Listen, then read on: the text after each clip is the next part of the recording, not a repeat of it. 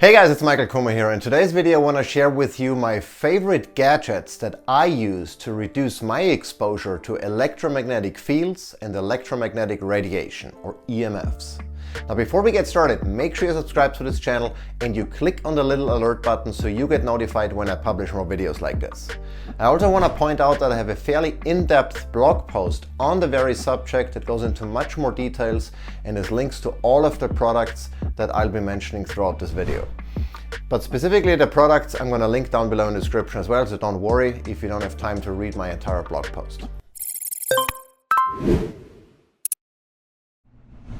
I just want to say a couple of things on a very high level about EMFs, because there are a lot of misconceptions out there, and one is that you cannot avoid EMFs. You cannot avoid electromagnetic radiation or electromagnetic fields because the Earth itself produces or is a source of EMFs. And so EMFs are a natural occurrence. They are just invisible waves at the end of the day that carry a certain amount of energy.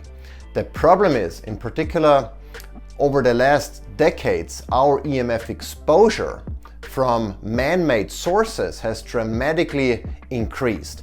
We have cell towers around, we have Wi-Fi routers in our home, we have smart meters at our houses, we have power lines going close by our houses. There are so many artificial or man-made sources of EMFs that add exposure to levels that we have never had in human history.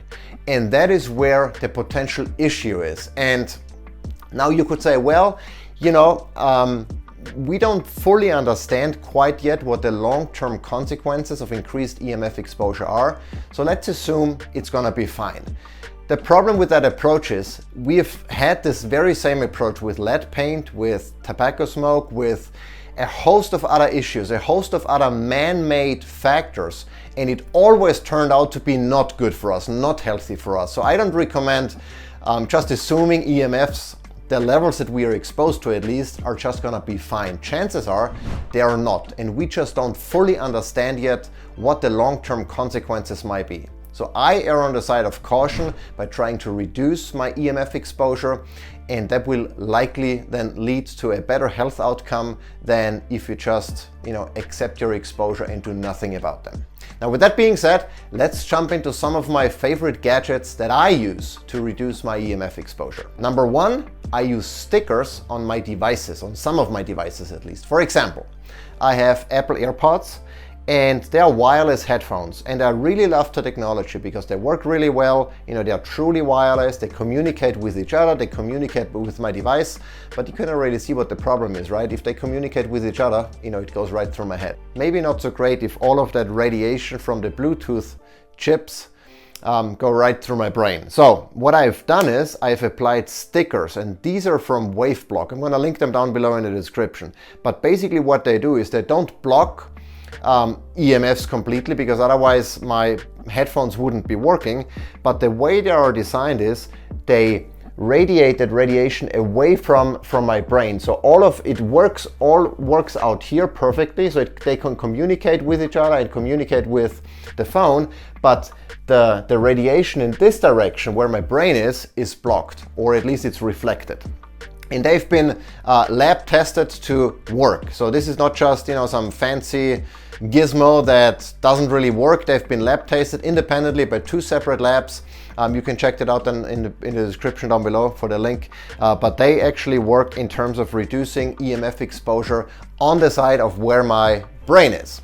So that's one of the things I use for my AirPods, and a very similar technology, in fact it's from the same company, I use on my phone. Now this is a case that I have on my phone, but if I remove the case, here on the back you can see a white sticker, and again that white sticker reflects the radiation away from this side of the phone. So if I have that phone in my pocket with the sticker side facing my testicles in my case, the radiation doesn't fry them, but it gets reflected away to the outside. So the phone still works, I still have full reception, wireless works, Bluetooth works, everything works, But depending on how I put my phone into my pocket, if it's the sticker facing my body, then at least no or very little radiation enters my body. And there are similar technologies for different types of devices. You can use them for laptops, you can use them for different types of headphones, but that's one of the ways that I use to reduce my my exposure from the devices that I frequently use. Number 2 are protection fabrics. Like this is a blanket, and obviously I don't run around with a cape all day, but I use this actually in my bed when I sleep. So I have this right above between my sheet and my duvet.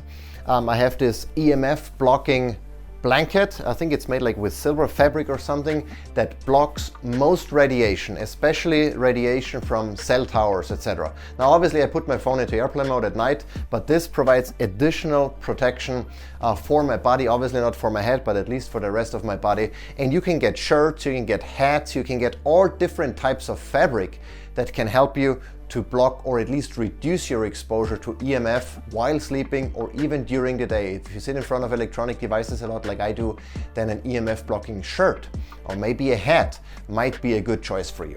Another type of fabric that I can highly recommend if you want to go that route is a bed cover. It looks like a mosquito netting basically that you can hang on your ceiling and that drapes around your bed, providing a round coverage from EMFs. So it's like a Faraday cage. If you remember physics class from high school, at least I do, within that cage, you're basically safe. Even if a lightning hits, in a Faraday cage, inside you are safe. And the same principle applies to that protection cage or that fabric that goes around your bed like a mosquito netting, and none of the radiation can enter your sleeping area. So that's a great way of reducing your EMF exposure for your entire body, and not only for you, but also for the partner who might be sleeping next to you. Another fairly easy way to reduce your EMF exposure from smart meters, those are the devices on the outside of your house where your electricity, your main power line comes in to measure how much electricity you use. Those are often smart meters that power or utility companies can check and can monitor on remotely without having to plug anything in or go directly to it. And the problem with that is they produce a lot of electromagnetic fields or radiation as well. If you walk by with an EMF meter by your smart meter, you probably see that spike like crazy. And depending on where that meter is located in your house, in my case, it's right on the outside wall of where my office is located. So I get a lot of exposure during the day because I sit literally right next to it, just separated by the exterior wall of our home. And so what I've done is I've put a cage over that smart meter. It follows the same principle as that bed netting I've mentioned before. It's like a Faraday cage that prevents or that blocks all radiation coming out of that smart meter. And that's a very fairly, they cost a couple of dollars on Amazon. You can just put it over and maybe attach it with a screw or something. A fairly quick win that can reduce your EMF exposure stemming from smart meters. Now, besides gadgets, what can you do to reduce your overall exposure in a typical home? And one of the best ways that I've found is to turn off your Wi-Fi when you don't need it. And that's usually true while you sleep. And I remember back home in Austria, my mom would always turn off her modem and Wi-Fi router at night. And I'm like, why would you do that? What if you need your Wi-Fi, in the middle of the night or something? I did not understand why she would be doing that. And frankly, she did it mostly to conserve electricity and to pay less electricity. But in fact, she also reduced her EMF exposure by doing that. So if you don't need your Wi-Fi during the night or overnight, just turn it off. If you have maybe a smart timer or something or a smart outlet, it can turn it off automatically, turn it back on in the morning so your router is ready to go when you get up in the morning. And that's another easy way to reduce your EMF exposure, because chances are your Wi-Fi and maybe cellular towers around you, your cell phone, are the sources of most of your EMF radiation, at least in your home. Might be a power line and there is not much you can do other than moving, but turning your cell phone into airplane mode at night, I have it set automatically. I use Siri shortcuts, one of the automation capabilities on iPhones, to automatically turn off or turn on airplane mode. at 9 p.m. and turn it off at 5 a.m. So while I sleep, I have no exposure, at least from my cell phone. I can turn off Wi-Fi, so I have no exposure there. And together with the blanket and some of the other devices that I use, I could significantly reduce my EMF exposure. You can't escape them, and that's not really the point, because as I said, EMFs are natural, but there are a couple of easy things you can do to reduce your exposure, and that will hopefully not lead to any EMF-induced illnesses or health conditions in the long run. Now, if you like this video, give it a thumbs up. If you didn't like it, let me know in the comments what I could have done better. Until next time.